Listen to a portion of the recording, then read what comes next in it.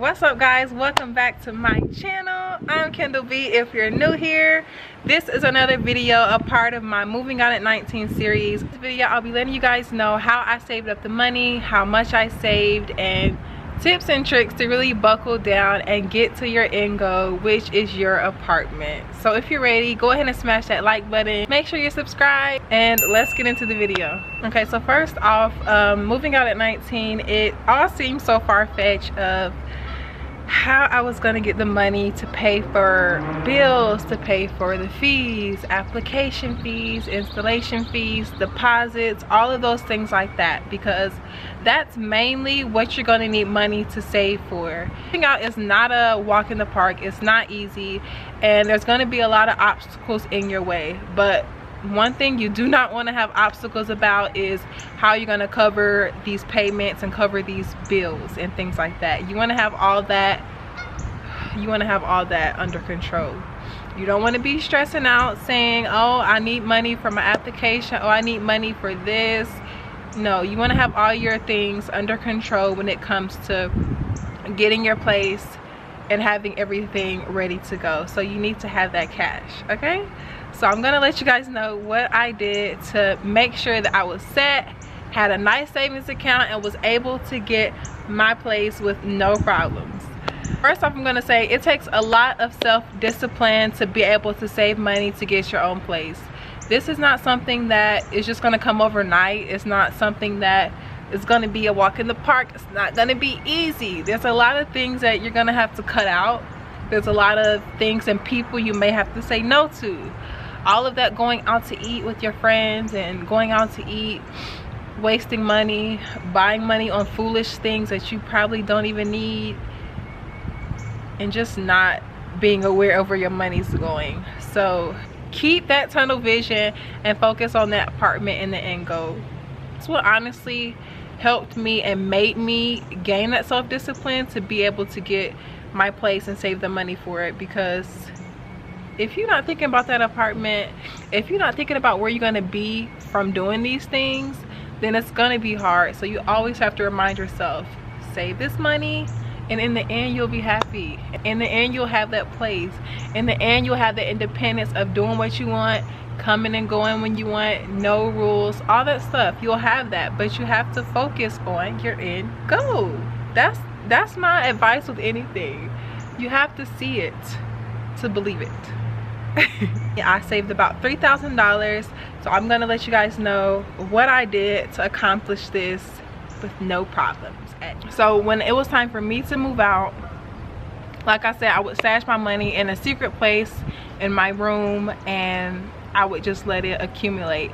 I did much better with cash instead of using a debit card, because that debit card, honey, I'll be swiping and I don't even check the statements. I don't check my account.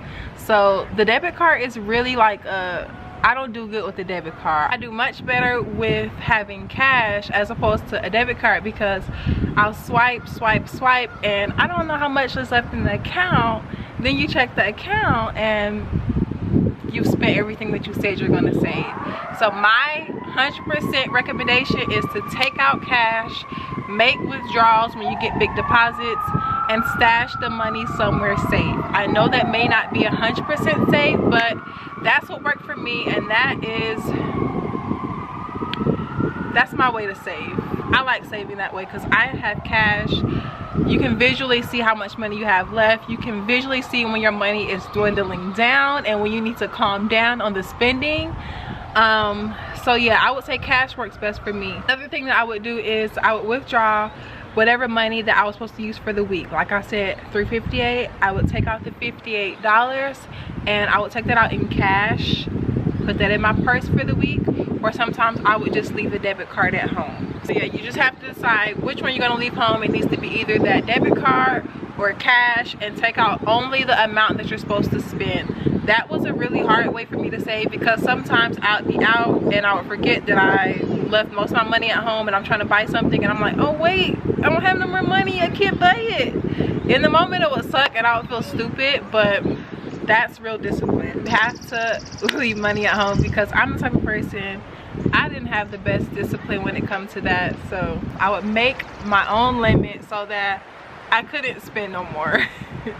Even if I wanted to go against the grain and go against the saving budget, I couldn't spend no more because I left the rest of my money away from me, because I don't have self-control sometimes, and I know most of you guys don't at a young age, so you have to control yourself and leave the money at home sometimes.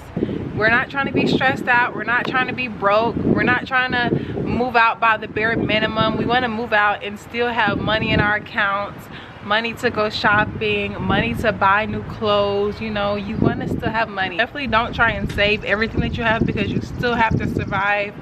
But say I got paid about like $358 on a paycheck, I would take the entire $300 and that would go into my savings account, and it would help out a lot, because I like more so doing hundreds than doing like 50 and 20. That's not going to get you anywhere if you're trying to move out. So I would do like $58 from that $358 check, and the rest of that money would be for my spending money throughout the week. I would have to make $58 work for 2 weeks, or $58 work until I got my next money. But that was strictly my savings plan. It's okay. Yeah, I'm good. Okay, that's fine. But yeah, that's all you have to do. So if I got paid $600, I would be like, okay, Kendall, $400 will go into your savings. The other $200 can be your money for the week. $100 this week, $100 next week, until you get more money. You just really have to have a plan, and you have to be disciplined. Like, saving money to move out is not something that is just gonna come naturally. It's not easy. It's really a mind thing. You have to master it, and it has to be something that you want. Now, what helped me was just thinking about the end goal.